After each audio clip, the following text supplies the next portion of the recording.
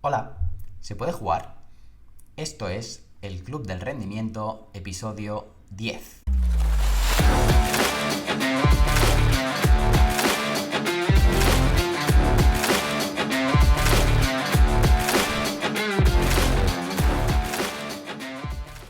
Hoy tenemos a Meritxell Bellatriu, una psicóloga clínica y deportiva que ha estado en los últimos 5 años en la Masía del Fútbol Club Barcelona y que actualmente es la psicóloga del equipo olímpico de vela. A ver qué nos puede contar de todas estas experiencias y a ver si hoy le conocemos un poquito mejor. Meritxell Bellatriu, bienvenida. ¿Cómo estás? Un placer, Albert.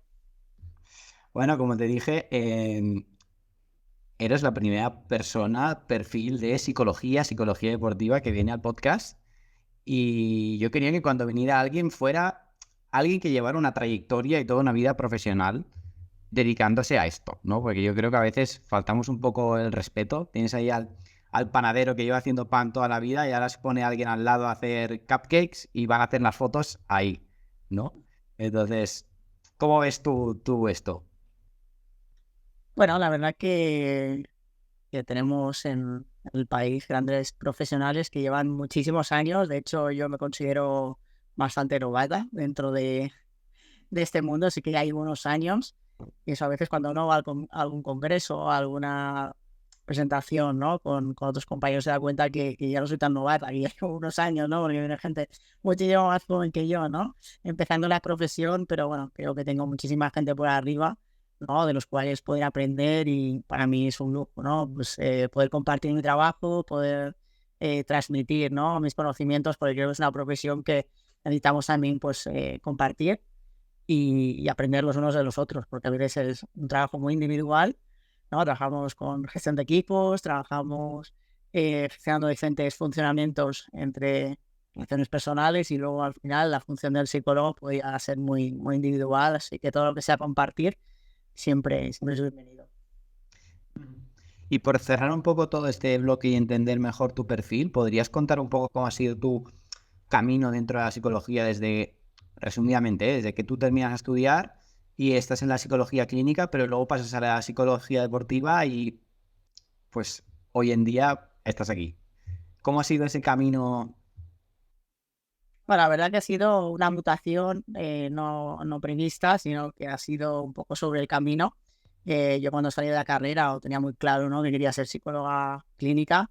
Tenía clarísimo, nunca me planteé ser psicóloga deportiva. Seguramente es que ni me lo planteé directamente, no se me abrió ese marco, tampoco a nivel académico, a nivel de la carrera, no teníamos ninguna asignatura de psicología del deporte.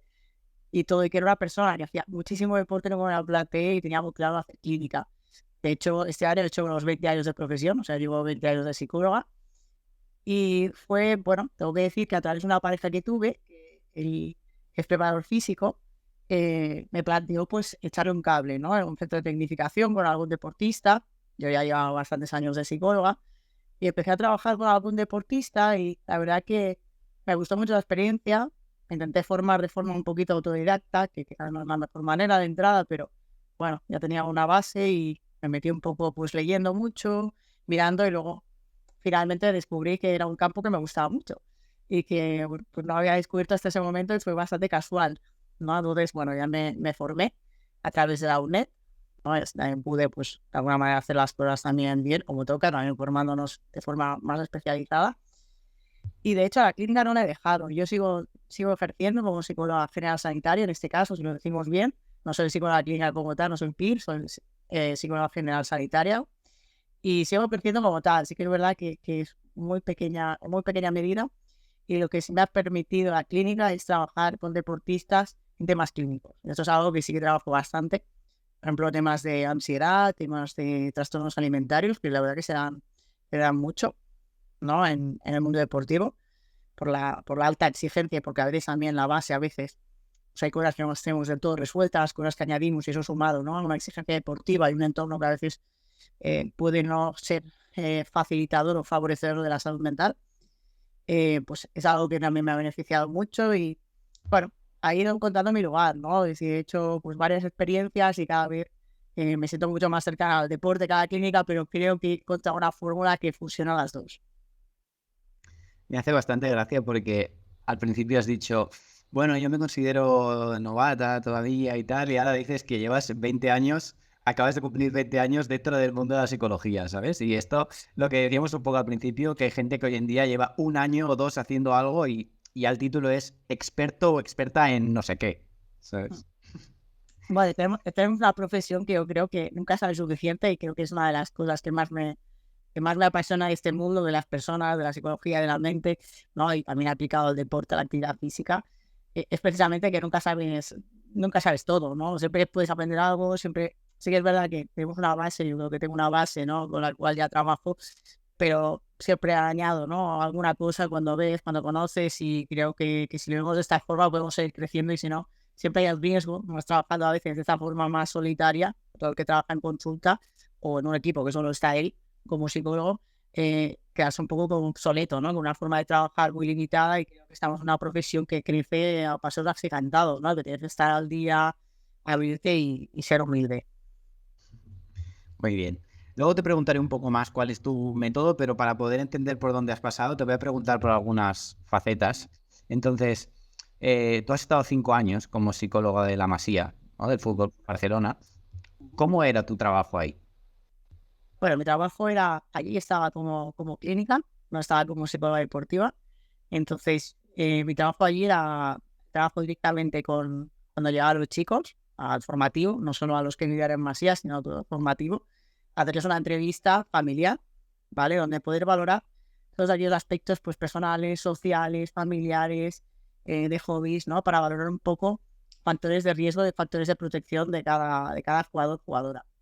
Poquito lo que buscamos también es acompañar el proceso en el que se encuentra el chico o la chica, ¿no? Es decir, independientemente que está entrando en un gran club y eso a veces ya lo nubla todo, está en un proceso evolutivo muy importante. Intentábamos pues, siempre como acompañar lo que toca, pues que el concepto que tuvieran los padres también acompañar, ¿no? Esa idea de respetar la edad, saber que entramos en un club profesional, pero que su hijo no es profesional, que es formativo, su hijo o su hija están aprendiendo y como tal, pues se tiene que equivocar y, bueno, tiene que ir desarrollándose, ¿no? Como persona, no solo como deportista, ¿no? Entonces intentamos como trabajar la parte más personal, ¿no? En todo ese proceso y la verdad que había un gran equipo humano, ¿no? Que trabajamos en esa línea, ¿no? Y yo creo que esa parte como muy bonita, ¿no? ¿Y cuáles eran las necesidades o demandas más habituales que tú detectabas después de esos análisis? La verdad que las demandas eran muy al caso de las demandas que puede haber en estas edades.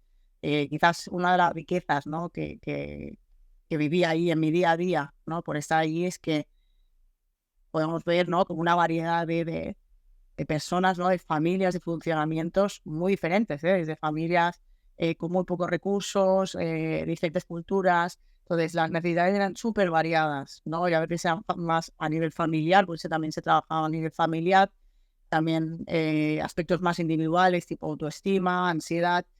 A veces, como llamamos chicos muy pequeños, pues a veces cosas típicas de la edad, pues el hecho de dormir solos, de marchar de casa, no sé, cosas a veces como muy de la edad, ¿no? Y a veces pues también en relación con la vivencia con la actividad deportiva, ¿no? Pues el gestionar sus emociones, la frustración, el enfado, sobre todo con los más jóvenes. Pero bueno, cuando iba subiendo también un poco la presión que se iba sintiendo, ¿no? Es decir, la verdad que ya con 12 pues ya la presión se siente bastante, sobre todo cuando hay esos saltos, ¿no? En determinadas categorías, intentar acompañar. Y no sé si tú te dio tiempo a hacer el recorrido completo de alguien que estaba en cantera y que llegó a ser profesional o llegó al primer equipo. Sí, de varias personas, sí. Vale, y de lo que tú has visto, ¿qué factores del ámbito psicológico destacarías como más importantes para poder llegar ahí? Bueno, la verdad que creo más en un conjunto, ¿no? De factores más que un perfil claro de deportista de éxito, todo femenino o masculino, pero sí que una alineación de factores, ¿no? Y cuando más factores se dan, mejor, ¿no? De estabilidad personal, personalidad, familia. Yo creo que también el entorno familiar siempre ha sido un factor muy determinante. Cómo esa persona pues iba construyendo en base a las experiencias, ¿no? Porque creo que hay personas que han pasado situaciones, ¿no? Difíciles y las han podido superar, ¿no? Y hoy nos vemos pues ahí arriba. Y creo que es un conjunto, ¿no? De factores internos y externos. personalidad, de entorno, de sobreponerse, ¿no?, a las dificultades. Pero seguramente, pues si miramos en diferentes perfiles, seguramente veríamos algún detalle más de cada persona. ¿Crees que es necesario superar dificultades o no hace falta? Bueno, yo creo que las dificultades de la vida están ahí, ¿no? Es decir, la vida tiene dificultades. Lo que sí podemos ver es que hay personas que las dificultades que tienen son mucho más grandes, ¿no? No sé, ¿no? A veces me da la cabeza personas, ¿no?, que han tenido dificultades en cuanto a las necesidades básicas, ¿no? Es decir, pues el tener una casa, el tener unos mínimos, ¿no? Y nos hemos encontrado situaciones así, ¿no? Y como fuera, ¿no? Entonces, creo que eso ha podido fortalecer, pero creo que tampoco es necesario.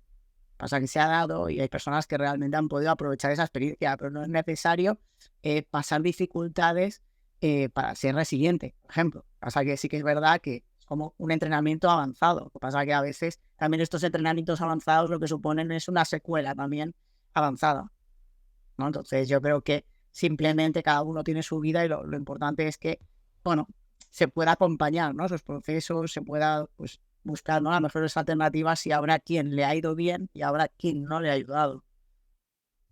Has hecho un montón de cosas bastante interesantes que están relacionadas con otras preguntas que te iba a hacer. A ver si podemos ordenar esto un poco. Lo Vale. pregunto todo, pero no, me ha gustado mucho. Una de ellas es que tú has dicho que básicamente hacías una valoración inicial cuando llegaba esta gente y, bueno, ya podías tener más información, ¿no? Pero ¿crees que la psicología se tiene en cuenta también a la hora de captar el talento, más allá de una vez que ha llegado? ¿O Sí. solo se fijan más en un tema técnico-táctico? ¿Te refieres a detección de talento? Sí, a la hora de, pues esa gente que traen, si hay, bueno, variables psicológicas que tengan en cuenta o es algo que no miran y bueno, esto ya lo trabajaremos.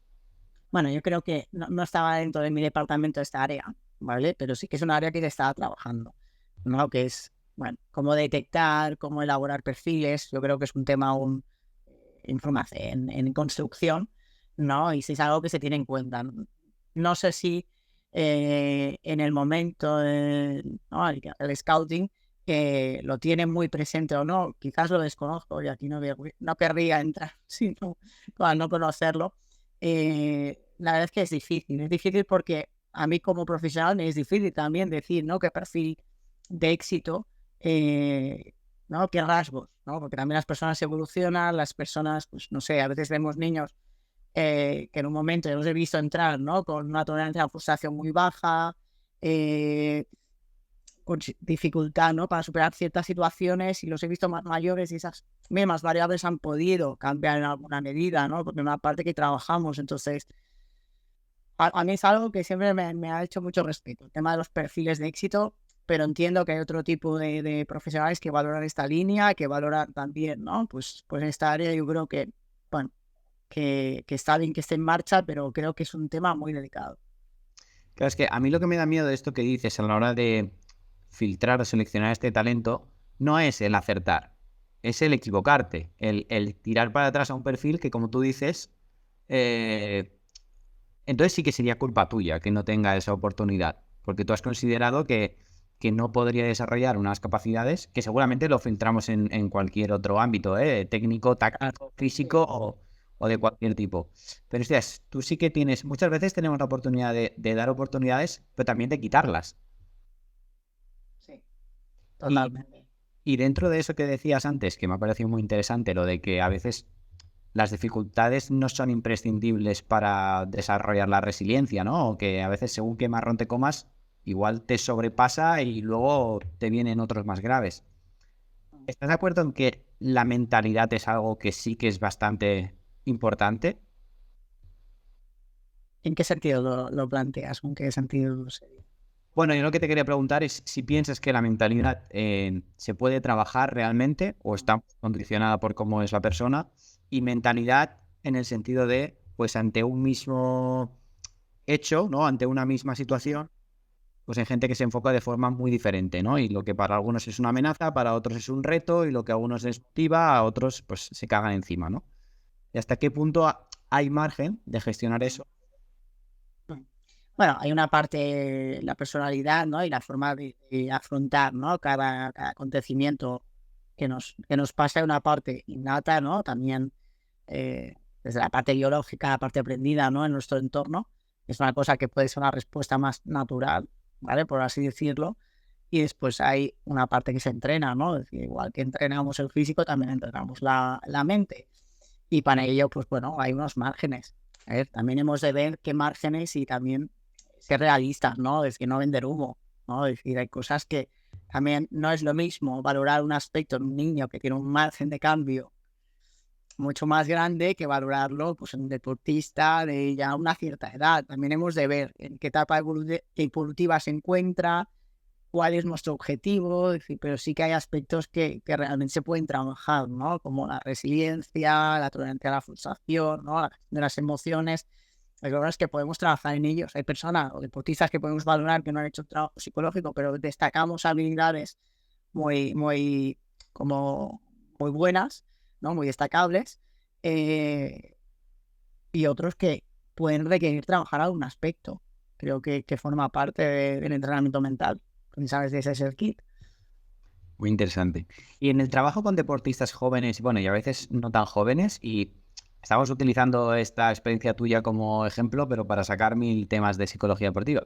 En el desarrollo de estos deportistas, ¿trabajabas el tema de las redes sociales, de la exposición, del uso, del mal uso, de la gestión que hacen de todo esto?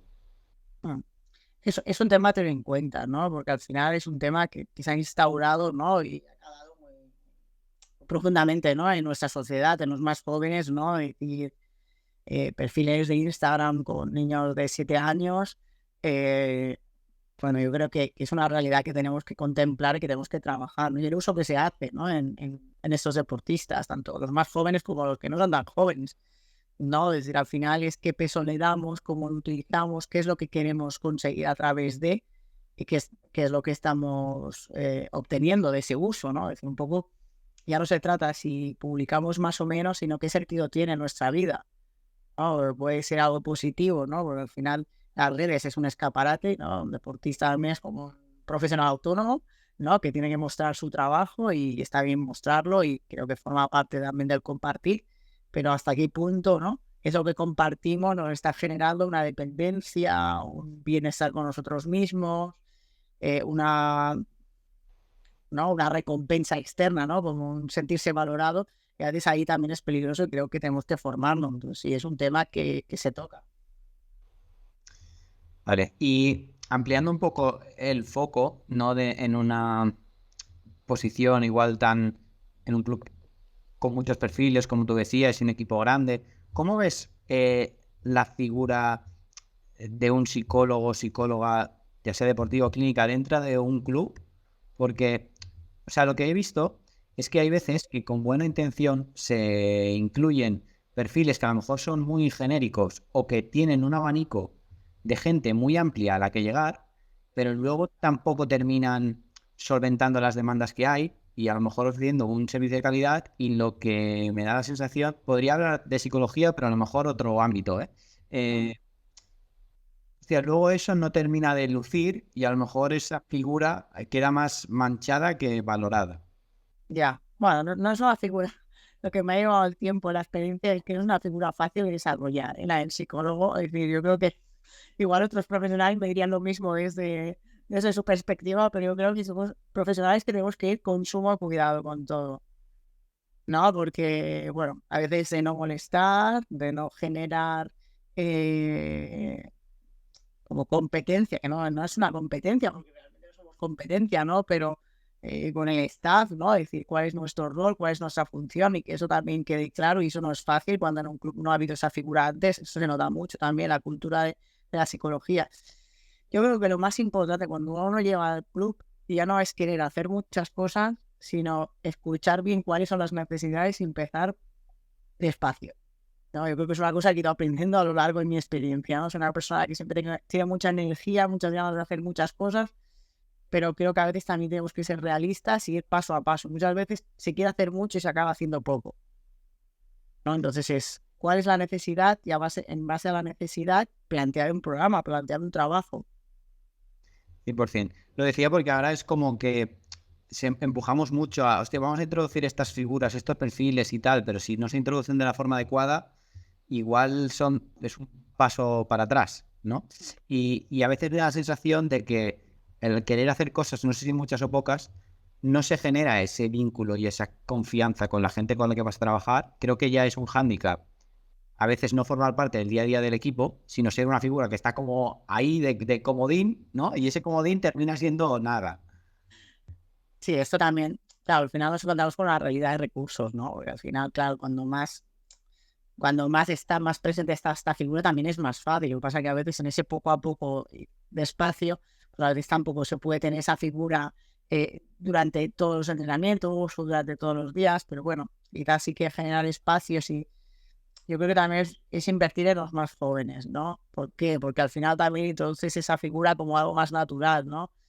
Siempre es más fácil trabajar a veces hasta al revés, ¿eh? Se trabaja como que los que están en alto rendimiento porque tienen una exigencia mayor y tiene su explicación, lo entiendo, ¿no? Pero al final hay que invertir como en las etapas más tempranas porque entonces lo ven de una forma muy natural, ¿no? Es decir, el psicólogo como, ¿no? Aunque sea a través de pequeños grupos de trabajo y que de esta manera cuando tienes que trabajar con alguien un poquito más mayor, más adolescente o más adulto, también lo tienes instaurado y naturalizado de una forma mucho mejor, ¿no? Para trabajar. Entonces, creo que es invertir en los más jóvenes para así poder ir llegando a los mayores. Ahí siempre empezamos la casa por el tejado. Tenemos que ir a los grandes y luego ir para abajo. Y de la parte de la gestión de las familias, que seguramente también te habrá tocado, porque este es un buen melón también. Que a veces el problema no tiene el deportista o la deportista, está en la familia, ¿no? Y hay algunas que sí, fantástico, porque ayudan, colaboran, reman, desconocen mucho, pero tienen predisposición a cómo facilito y cómo no molesto, pero luego hay otras que interfieren muchísimo. ¿Eso cómo lo trabajas y cómo lo gestionas tú? Bueno, la verdad que ese es un tema complejo y delicado también, ¿no? Porque hay familias que se predisponen a trabajar y otras que no quieren escuchar. Bueno, normalmente las más difíciles son las que cuesta más llegar. Claro, depende de desde dónde se ubique el psicólogo, ¿no? Si estás en un club, bueno, siempre puedes trabajar un poquito más, ¿no? Si es desde lo individual, bueno, es difícil, pero creo que es necesario. En muchas ocasiones, cuando, claro, lo que pasa que también dependería de la edad del deportista o la deportista, lo que se busca cuando no hay que sea un caso ya un poquito ya en el que no vemos cómo trabajar con la familia, es trabajar con el chico o la chica para de alguna manera tener claro, ¿no? Decir cómo está su entorno y cómo funciona y cómo también a veces protegerse en la medida de lo posible, porque en la medida de lo posible, porque nadie se puede proteger de su familia, ¿no? Y es una cosa que suena bastante rara, ¿eh? Es decir, protegerte de tu familia es como, ¿no? Es decir, es como esconder, ¿no? Huir de tu casa, ¿no? Pero es verdad que al final hay perfiles que son muy tóxicos, que son muy... que, claro, es un tema bastante complejo, ¿no? Yo creo que es intentar trabajar con el chico o la chica, pero si estamos hablando de niños, tenemos que insistir más, ¿no? Yo creo que en un club grande quizás se tiene un poquito más de peso y se puede trabajar un poquito más, pero bueno, creo que ahí tenemos un tema educativo y un tema quizás más social. Es que la parte que quizá veo más complicada es que por mucho que tú trabajes con ese niño, niña o deportista, es muy difícil que con el vínculo emocional que tiene no le afecte o no le influya lo que se diga o se haga en su familia, ¿no? Entonces tú puedes decir, Misa, que Sí, no. trayectoria va a influir. Claro, que no le afecte sería imposible. Pero sí que se está hablando quizás de cuando son más adolescentes y que a veces también como blindarse un poquito o de alguna manera como reforzarlo, ¿no? Porque al final lo que te vive tu padre y tu madre al final es como línea directa, ¿no? Es algo que te llega mucho, ¿no? Pero de alguna manera ver también, ¿no? Cómo esta persona te está expresando esto, qué es lo que quiere, quizás no te lo puede expresar de otra forma por su propia historia, ¿no? De que pues me cuesta explicarlo porque es un tema bastante complejo, ¿no? Y de cada caso, ¿no? Pero creo que a veces también es entender esa situación y diferenciarse. Esto en un niño, claro, realmente es muy difícil, casi imposible, porque claro, tú lo estás trabajando con ese niño o esa niña y ahí tiene que haber más recursos, pero por eso también están todas las otras figuras, porque están los padres, ¿no? Que tienen ahí un peso súper importante, pero la figura de entrenador también es una figura muy importante para ellos. los otros familiares, el entorno, los compañeros. Entonces, bueno, también aquello te permite también, ¿no?, ver diferentes realidades. Pero bueno, realmente en el foco o el trabajo es con los padres y a veces deberíamos entrenar, ¿no?, también a los padres, ¿no? Yo me acuerdo cuando empecé en un club de tenis, que cuando empecé primero trabajando con los chicos, ¿no?, con los entrenadores, ¿no? Y al final me planteé, bueno, también tengo que trabajar con los padres, ¿no? Y bueno, era un poco como entrenamiento para padres, ¿no? Decíamos, bueno, vamos a entrenar para la competición, y vamos a entrenar para, ¿no? Y les hablábamos un poco de cómo enfocar, ¿no?, cada situación. Te podría decir que personas que lo necesitaban de verdad no venían. Aquellas personas que realmente yo creía que les podía beneficiar mucho, que realmente deberían cambiar su posicionamiento, ¿no?, de la vivencia deportiva de su hijo o de su hija, no eran precisamente los que vienen, y eso es una realidad también, pero normalmente la gente que tiene más sensibilidad por trabajar, ¿no?, en estas líneas, pues precisamente a veces es la que lo necesita. Pero bueno, y ahí está nuestro trabajo de picar piedra. Muy bien. Y por dar carpetazo a este tema, aunque seguiremos hablando de psicología deportiva, ¿cómo se gestiona esos chavales, chicos y chicas que al final son la mayoría, que se preparan para la élite pero no llegan? O que se quedan a las puertas. Porque da la sensación a veces que es muy divertido jugar con los juguetes que van a triunfar y se van a desarrollar, y luego siempre me da la sensación que los que no llegan desaparecen y se olvidan, pero como aparecen otros, pues al final el foco cambia de lugar y tal, ¿no? Entonces, ¿has trabajado con esos perfiles que no han cumplido unas expectativas o que... ¿Cómo has hecho?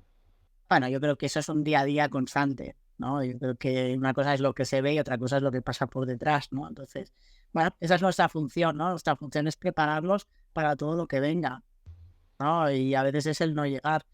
Bueno, el deporte no es solo llegar, ¿no? Sí que es verdad que es el objetivo principal, ¿no?, llegar a un determinado objetivo, pero también qué te aporta todo ese camino de llegar al objetivo y también preparar a la persona para esas otras opciones, que es algo que también se está trabajando, que antes no se trabajaba, ¿no? Que era el deportista que igual terminaba su carrera, ya había llegado y no tenía nada más. Y luego venía el olvido. Ay, ese libro, ¿no? Aquel libro del podio al olvido. No, es decir, llegas y, bueno, y hay gente que no llega al podio y esa sensación la tiene mucho antes, ¿no? Entonces es cómo preparar a las personas de puede ser, pero puede ser que no. Y es una situación difícil y hay que ser realista y plantear la realidad también. Decir, bueno, el deporte también es una línea muy, muy exclusiva, muy elitista. Entonces, bueno, sí que vemos que al final van a llegar muy pocos. Entonces, bueno, ¿qué pasaría si, no? Creo que este escenario tiene que aparecer antes de que se dé el propio escenario. No, decir, ¿qué pasaría si no llega? Si no es prepararse para fracasar, tengo otras alternativas, tengo otras formas y, bueno, esto no me va a quitar el recolocarme, pero no es lo mismo pues una persona que pues piensa o que se forma, que es capaz de ver que puede ser que se dé y puede ser que no, ¿no? Entonces yo creo que también es trabajar esos escenarios con más tiempo, ¿no? Todo. eh, bueno, hay una idealización, ¿no? Hablamos de fútbol, por ejemplo, ¿no? Bueno, que a veces incluso las propias familias se acaban como quitando la importancia a todo lo demás que no sea fútbol, ¿no? El que se lo pase bien, el que quede con los amigos, el que estudie, todas estas cosas ya están yendo en la línea de que esa persona cuando no llegue se rompa. Entonces, yo creo que ya trabajando con esos niños que igual se quedan medio camino, pero es igual, el tema no es que dónde te quedas en el camino, no serías lo único importante, sino es cómo vas llegando y cómo vas viviendo también lo que te toca, ¿no? La etapa evolutiva, el, el que la élite no está reñida con el vivir, ¿no? Sí que es verdad que los deportistas de élite tienen que hacer sacrificios, pero también a unas ciertas edades. Yo he visto niños que veían fútbol, o sea un partido de fútbol, veían fútbol en la tele, jugaban a fútbol en la Play, siguen a ver más partidos de fútbol y parecía que no había otra cosa. Dile fútbol, dile hockey o dile handball, es igual, ¿no? Al final podemos cambiar el deporte. Y tú me decías antes de la entrevista que ahora estabas en una etapa de cambios, ¿no? Sobre todo a nivel profesional. No sé si quieres comentar alguno, pero te quería preguntar, sí que podrías dar algún consejo psicológico para afrontar mejor los cambios, porque sabes que es algo que le cuesta mucho a la gente. Los cambios y la incertidumbre es dramático, pero Claro, en la sociedad actual es imprescindible. claro, claro. Bueno, hay un pequeño detalle con el tema del cambio, ¿no? No es lo mismo cambiar cuando uno lo escoge que cuando te sobreviene el cambio.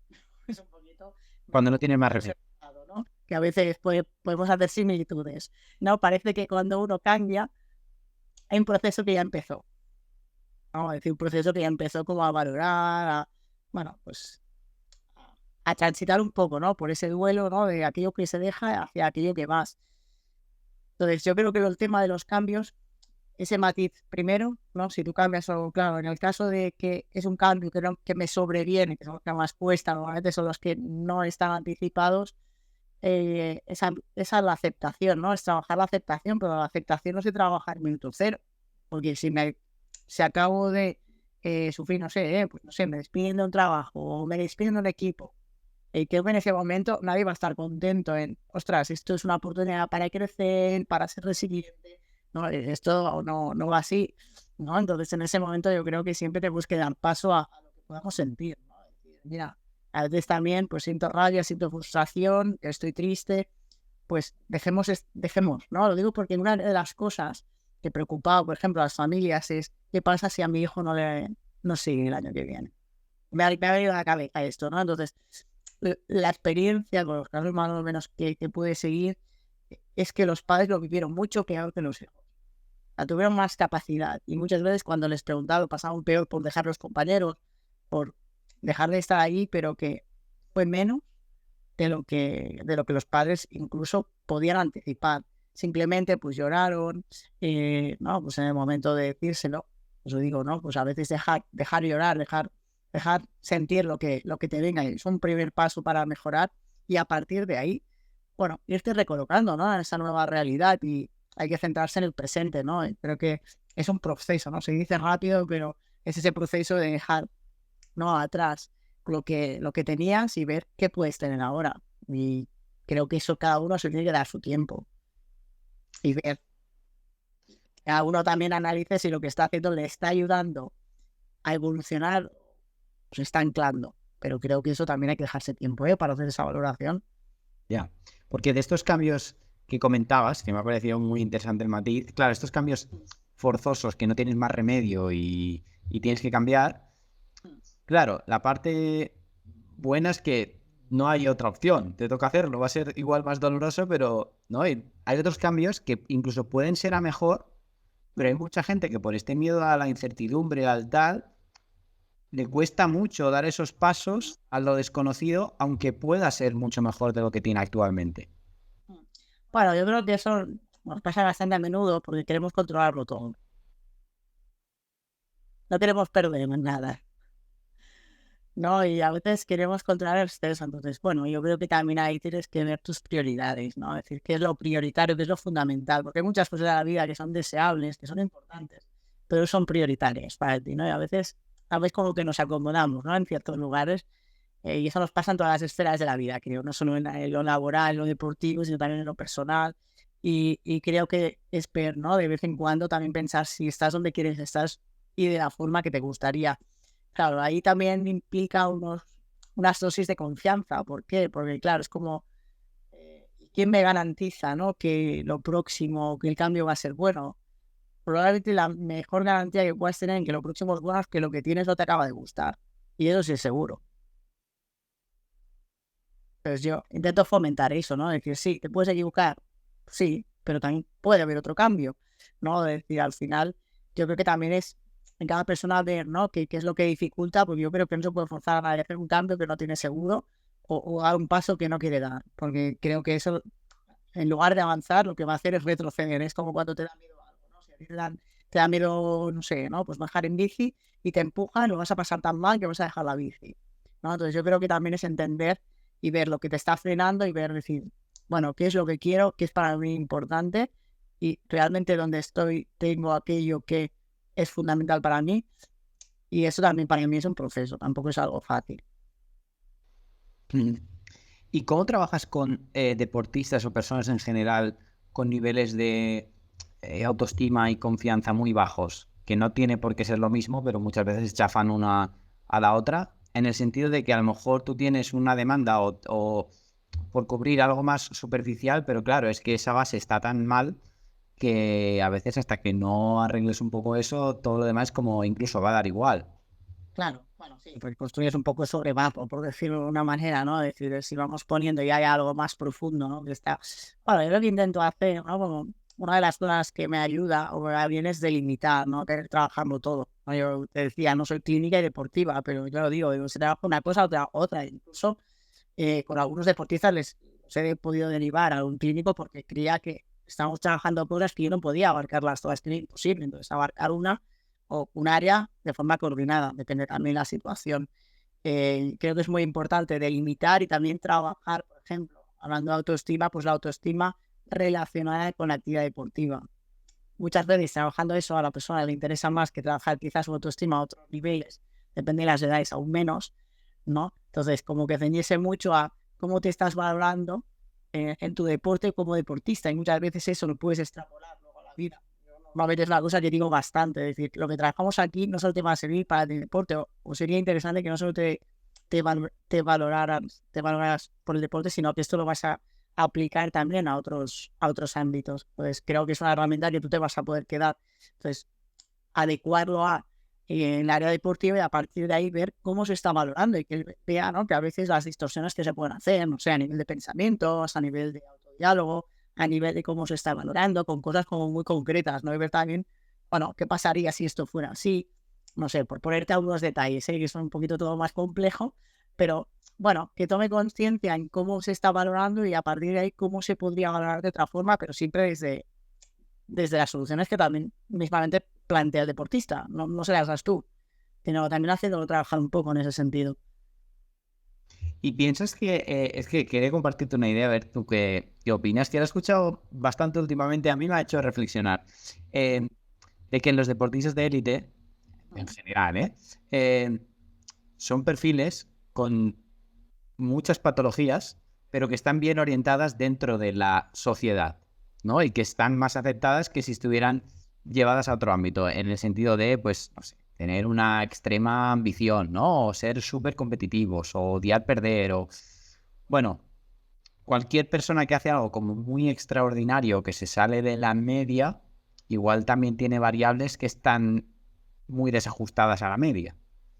Bueno, yo creo que puede, no tengo ningún estudio ahora para sustentarme y por eso es una respuesta subjetiva. Tu Entonces, feeling, es solo tu feeling, tu sensación. yo pienso que igual que en el resto de la sociedad.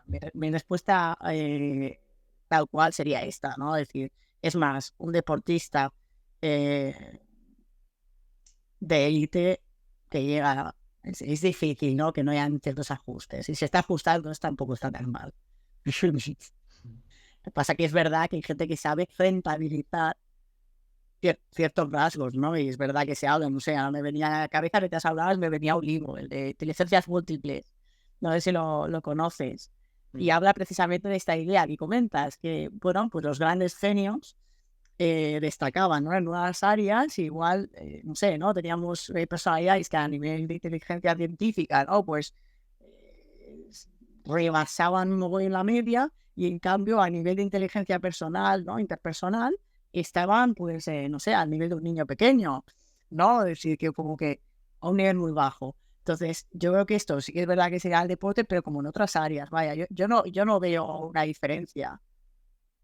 Me ha gustado mucho la idea esta de la gente que sabe rentabilizar sus rasgos y sacarle provecho. Sí, pero esto lo veo incluso con emociones, ¿no? He visto deportistas que la rabia, o sea, tienen saben darle un buen uso, pero claro, eso hay que aprender, hay que saber y también cosas que son más naturales, ¿no? Pero hay gente que, por ejemplo, cuando está rabiosa se bloquea y hay gente que cuando está rabiosa sale su mejor versión, ¿no? Entonces yo creo que también, sobre todo, a mí me gusta también, no catalogar, pero sí que creo que la mejor herramienta que puede tener una persona, un deportista, es el autoconocimiento. Si tú te conoces bien, yo creo que ahí tienes una gran parte trabajada, una gran parte ganada, o hay que ver lo que tenemos que podemos hacer, ¿no? Pero creo que muchas veces nos saltamos ese paso y siempre hay las sorpresas, o una persona que siempre está como acabando en el mismo punto, ¿no? Porque creo que no hay un autoconocimiento suficiente o porque no te está trabajando para, bueno, ver también qué se puede hacer en esa línea. Es que esto que dices me parece súper interesante porque no sé hasta qué punto buenos entrenadores o buenas entrenadoras realmente de forma inconsciente perciben eso, ¿no? ¿Qué impacto o qué efecto tiene en su deportista aquello que está pasando, ¿no? Y saben que si este está más rabioso va a rendir mejor, saben que si este se relaja, bien o mal. Entonces, a veces, sin darse cuenta, pues usan eso como si estuvieran cocinando para encontrar la fórmula perfecta, ¿no? Pero creo que muchas veces no son conscientes ni de lo que están haciendo y simplemente funciona. Y hay gente que no le funciona nunca y no sabe por qué. Pero igual no. Claro, quizás sí se lo puedo cuestionar, yo creo que es importante, ¿no?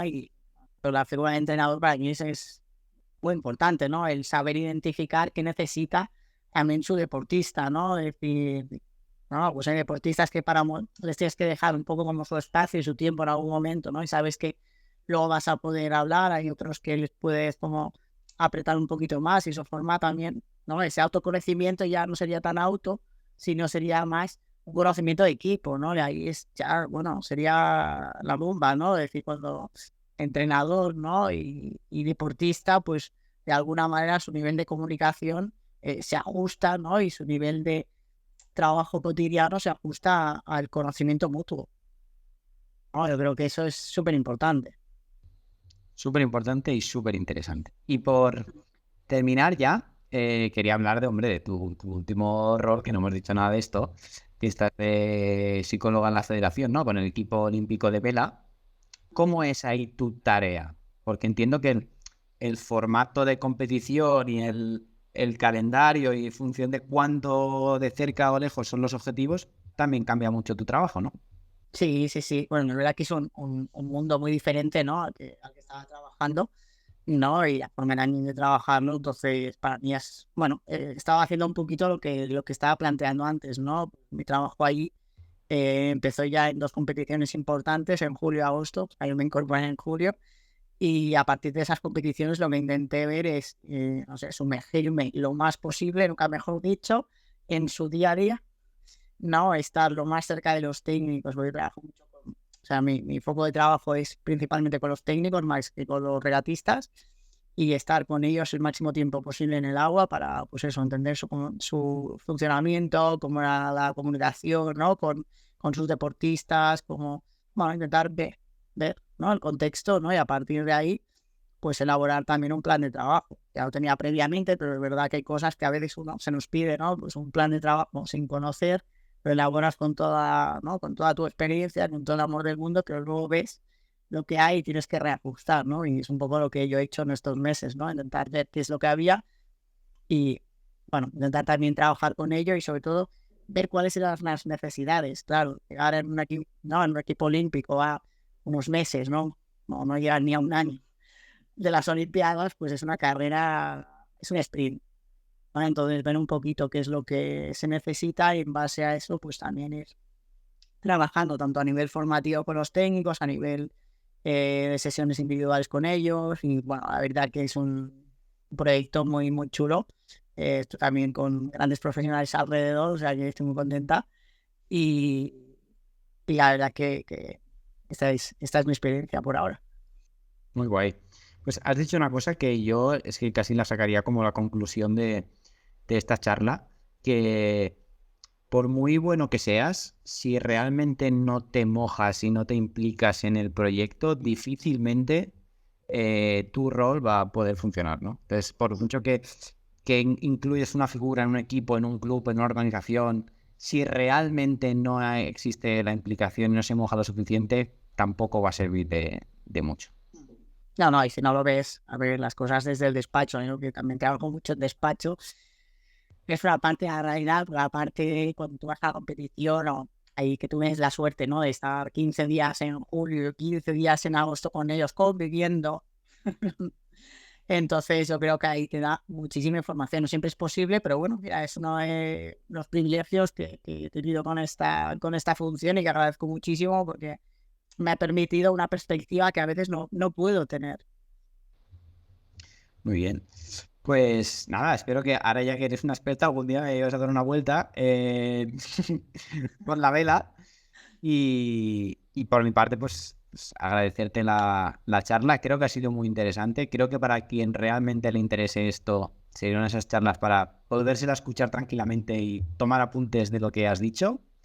Y como siempre hago en todos los episodios, te dejo que te despidas tú como quieras. Bueno, pues nada, ha sido un placer compartir contigo, ¿no? Y con todos los oyentes y espectadores de vuestro podcast.